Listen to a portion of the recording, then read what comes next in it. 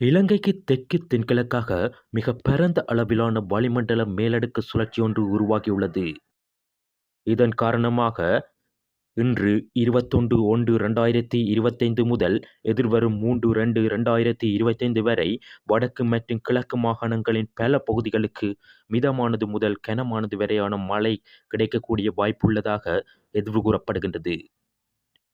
இன்று 21-1-2025 முதல் எதிர்வரும் 1-2-2025 வரை வடக்கு மற்றும் கிழக்கு மாகாணங்களின் பல பகுதிகளுக்கும் மிதமானது முதல் கனமானது வரையான மழை கிடைக்கக்கூடிய வாய்ப்புள்ளது. எனினும் ஒரு சில பகுதிகளுக்கு மிக கனமான மழை கிடைக்கும் வாய்ப்புள்ளது.